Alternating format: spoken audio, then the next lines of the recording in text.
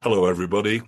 So, Courtney and I have been talking quite a lot recently about trust and what can we do about trust. The particular impetus from my side, I was in a client meeting and somebody mentioned that they'd seen the latest Edelman report. Edelman are a company who every year do a sort of trust index, trust barometer, I think they call it. And certainly the latest report makes for some pretty grim reading. They don't just talk about a lack of trust, they actually talk about an acceleration of grievance. And so Courtney and I have been chatting about this, and we've come up with an idea which we'd like to share with you, which tries to answer the question, so what's missing here? I think that's what we said earlier on, isn't it, Courtney? What's missing here if trust is still such a problem, and yet we all go on leadership programs, we talk so much about building trust, we read books, we have consultants and coaches helping us with trust. What's missing? That's the thing. Yeah, I think we've been talking a lot about that exactly. Like, if we're working on it so much and we are talking about it so much and we are focusing on it so much, and Edelman's writing about it every year, and our clients bring it up all the time, bring up experts and names and books and all of these things. What are we missing? And we had just talked about as well, like, even experts we were hearing from a decade ago are resurfacing with, conversations about this again. And unfortunately, they're not really new conversations. It's kind of regurgitation of a lot of the same things. That's right. And I think we need some new thinking because obviously we've missed something. Yes. Um, because, as you mentioned, the Edelman report does seem to indicate that we're moving in a direction of things going more poorly, and Yes. they're even using the word grief, which is that's new. Yes. That the papers are starting to say things in a more emotional way. Yeah, exactly right. And so at the heart of the idea that we're going to propose to you is that rather than the temptation to put trust over in the soft skills bucket, and to think about trust as a feeling or a sense. It is a feeling and it is a sense, but that's what we're always being taught, to do something about creating a better feeling, and yet it doesn't seem to be working. But if we, rather than think about it as this feeling, this sense, this sort of abstraction, let's shift away from that if it's not actually improving things for us and think about trust in a different context. And the idea here is to maybe put trust to work or do some good work together as a way of building trust. Yeah, so it's not just a leadership capability, sort of behaviors I have. While we are doing the good work together, can we build some trust together? That's at the heart of this idea, yeah. And I think we've been talking about like sort of a full circle moment, sort of a sea change, but a full circle moment, because we kind of went from this, okay, is it soft skill or hard skill? From hard skill to soft skill, which one should we be more focused on? And we went towards soft, but towards soft we went toward concept. And I Mm, think now we're saying concepts still need measurability. Concepts yes, still need a practical way to do and yes, need a learnability about. And so I think what we're saying is, like, what if trust were your most measurable business asset? yeah, What if trust were going from a soft concept to a hard metric? What if you yes, had a trust dashboard? What if your story was driven around a trust revenue? And yeah, how would you do that? How would trust be a leadership capability that was a metric and was that's right. measurable, and that you looked at as a capability you hired for? And Yes, you built in a way that everyone in your organization began to feel trusted and trusting as just a paradigm that existed within every team who worked in an organization. yeah. And you suggested there, Courtney, capability. And that's the other the good news about this idea we're going to take you through about building trust is that every human being on this planet, certainly every human being who is working from you, knows what good trust feels like. They know when it's Yeah, missing. They've got that's it in a natural. radar. It's natural. It's inbuilt. We don't have to go on a class to learn about it. Everybody knows it when it's broken. Everybody knows it when it's being built. And here's the other good news, Courtney, and I've just thought of this is I've never met anybody who says, I prefer to work in a non-trusting environment. Yeah, Oh, it's universal. Yes. universally, everybody wants it. So if everybody wants it, let's not talk about trust in the abstract. Let's put it to work. What do I mean by that? Well, um, just as we talk about building trust, here's something that's very solid and objective and real. What if we talked about building revenue in your company? Yeah, what would we do? Well, we'd go through a series of predictable stages. We'd start with some sort of reflection on where we are. What is our current revenue and what's the trend at the moment? Yeah, we'd find out where we are. We would create a plan to attack increasing revenue. We would adapt the plan based on our current capabilities. And if we needed different capabilities, for example, the salespeople need an upgraded sales program to bring in more revenue, whatever it might be, we'd adjust the plan so it was based on people's behaviors and capabilities, whatever. Then what would we do? We'd get to action, we'd put it into action, and we'd keep reflecting over time to see if the revenues were going up or going down, and then resetting the plan as we go through time. And then at the end of the project, we say, have we increased revenue? If so, hurrah. And also, what do we learn about each other? Yeah. What if we treated trust just like that? What if we treated trust in this example as something that we are going to build whilst we are building revenue, or whilst we are creating a new set of behaviors with our internal stakeholders, or while we are implementing this project to change the manufacturing capabilities of site X in town Y.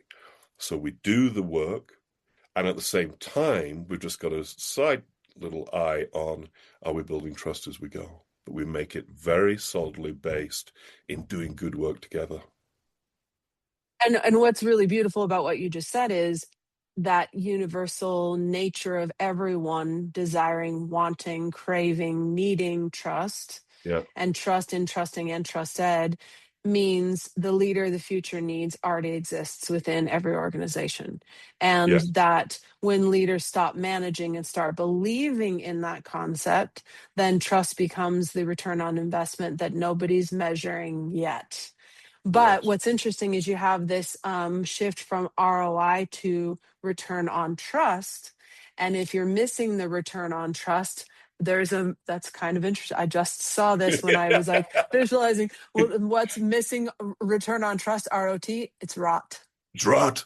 Like, It's really rot. beautiful. Isn't that interesting? It's Yes. interesting because it's interesting. And we've said this a lot before in previous conversations, and I've seen this all the time in coaching, and I know you've seen it as well. You don't see shifts in people in terms of forcing them to do things and making them be participants in something that you do in terms of a workshop, and you know bringing them into things because they have to. You see change that shows up because they're motivated, because they want to, and they're driven, and it naturally shows up. Other Yeah. people naturally notice, like somebody that could be coached and no one would know. No one would Mhm. know it's happening because it's private, and they would show up differently, and people would trust them because they're showing up differently, Yeah. and it naturally shows up. So this Right. is a foundation of the way coaching already works, the way that leadership development already works. And all Yeah. we're saying is, and it's funny in this full circle moment because it's this shift from hard skills to soft skills, but making soft skills measurable in a hard and fast way. Yes. And I think that's the missing link in part, is we never really taught people how to do soft skills. We No. never really gave them a practical way. Everything else in life we do, we say, you want to lose weight or you want to get in good shape, you go to the gym and you follow this program. You do Yes. these things this frequently with this steadiness, with this many reps and this diet, and you'll achieve these things. That's all over every platform we look at every day. That, Yes. if you have these things in this order, you will get this outcome.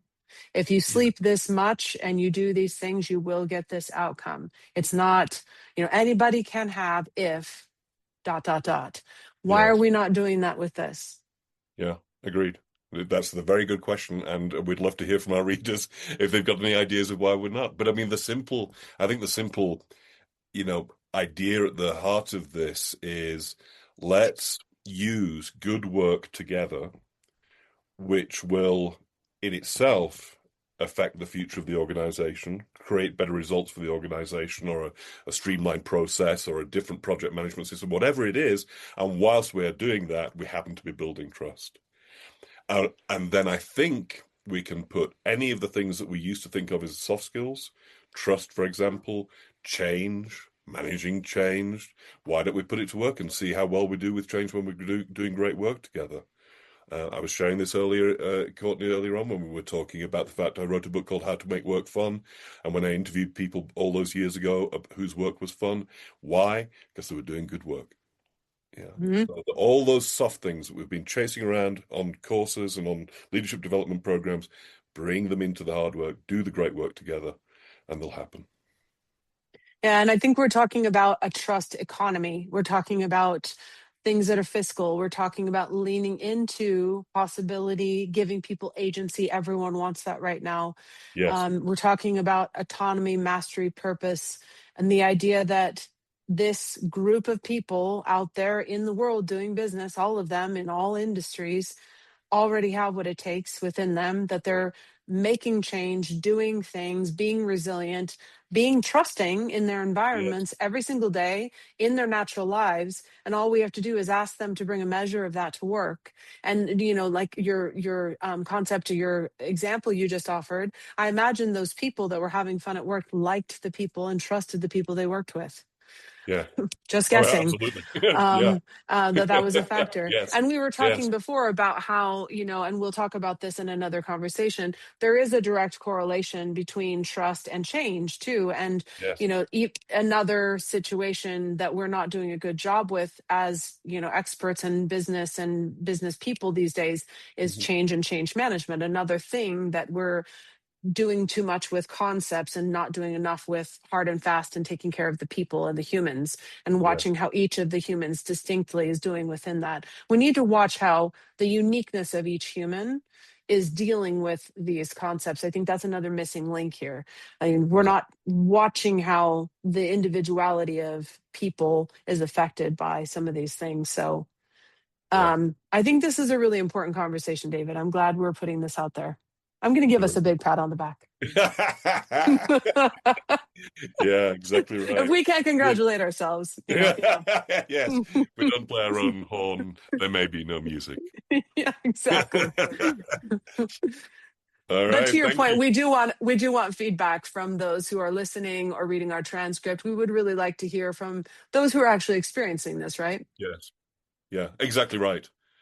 And if there's anybody who's honest enough to say, all these soft skills like trust and change and fun and EQ and all that, all feels too slippy and sloppy, we absolutely 100% agree with you.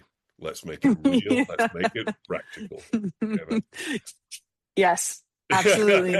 Yes, and dot dot Yes, dot. Yeah. exactly. All right. Thanks, Courtney. Thank you.